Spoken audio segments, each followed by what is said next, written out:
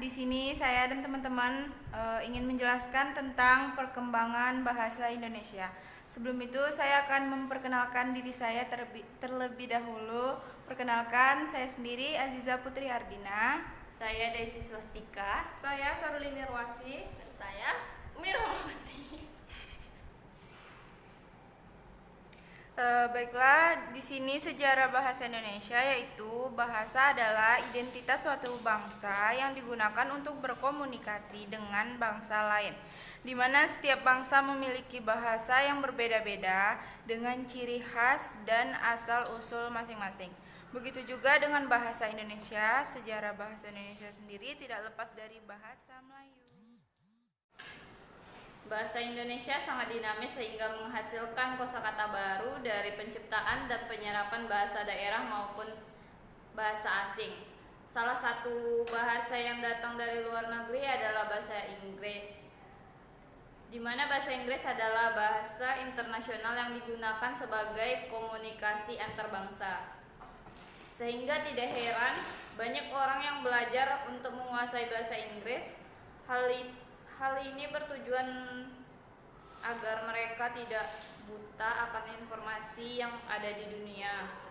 Meskipun mempelajari bahasa Inggris penting, akan lebih baik jika kita sebagai warga negara Indonesia tetap menjaga, melestarikan, dan membudayakan bahasa Indonesia dengan cara di kehidupan kita sehari-hari itu menggunakan bahasa Indonesia yang baik dan benar.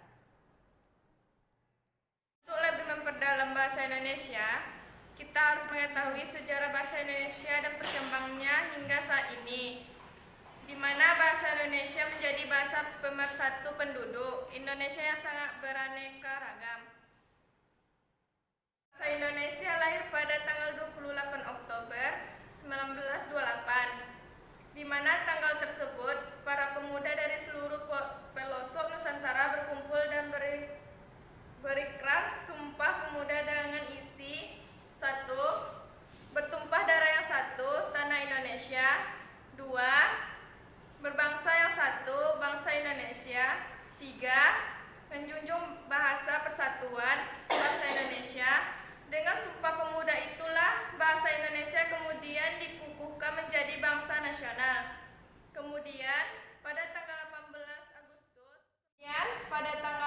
Agustus 1945, bahasa Indonesia menjadi bahasa negara dan terkandung dalam Undang-Undang 1945 Bab 15 Pasal 36.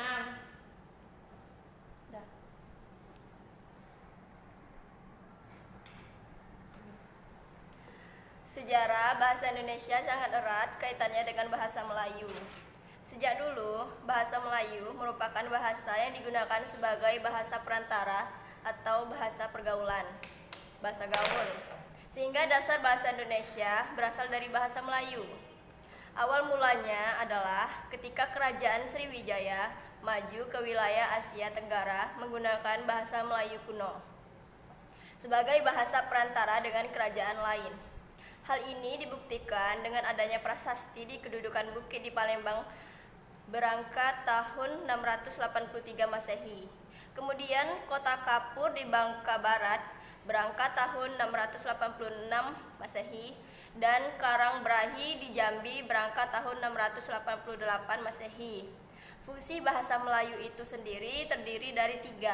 Yang pertama, bahasa kebudayaan. Pada zaman Kerajaan Sriwijaya, bahasa Melayu dijadikan sebagai bahasa kebudayaan, di mana bahasa ini digunakan pada bahasa baku pelajaran agama Buddha. Yang kedua, bahasa perhubungan. Selain bahasa kebudayaan, bahasa Melayu juga digunakan sebagai bahasa perhubungan, di mana digunakan oleh antar suku di Nusantara. Perkembangan bahasa Melayu sangat cepat. Hal ini terlihat jelas dari peninggalan kerajaan Islam dalam bentuk batu tertulis maupun hasil susastra. Kemudian, bahasa Melayu menyebar ke pelosok Nusantara dengan menyebar agama Islam di Nusantara. Bahasa Melayu yang sederhana menjadikan bahasa ini mudah diterima oleh semua suku. Yang ketiga, bahasa perdagangan. Selain digunakan untuk antar suku, bahasa Melayu juga digunakan untuk bahasa perdagangan, baik dalam maupun luar negeri. Perkembangan bahasa Melayu yang pesat ke antar pulau, antara suku, antar bangsa membuat bahasa ini juga berkembang di wilayah antar pedagang. Apalagi bahasa Melayu tidak mengenal tingkatan tutur.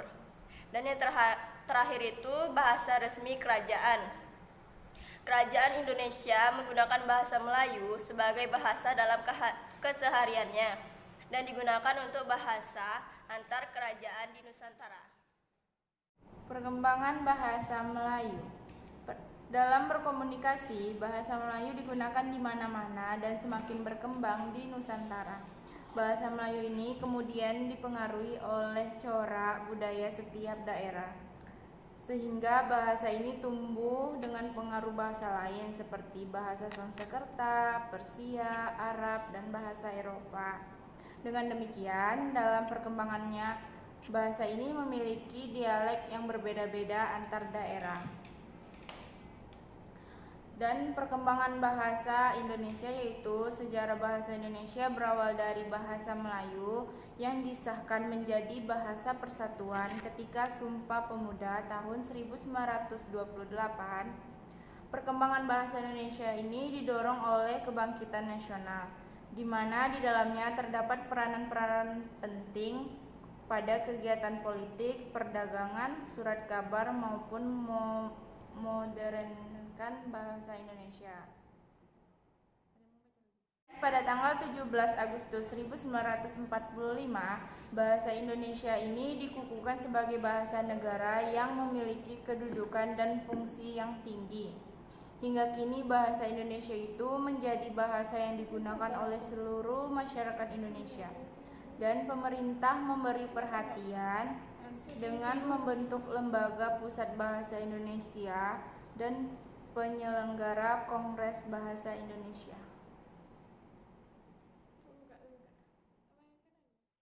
Oke teman-teman, sekian penjelasan dari kami. Mungkin terdapat kekurangan, mohon maaf Apabila kami ada salah-salah kata dan salah-salah dalam penjelasannya, lebih dan kurang mohon dimaafkan. Assalamualaikum warahmatullahi wabarakatuh. Udah, see you.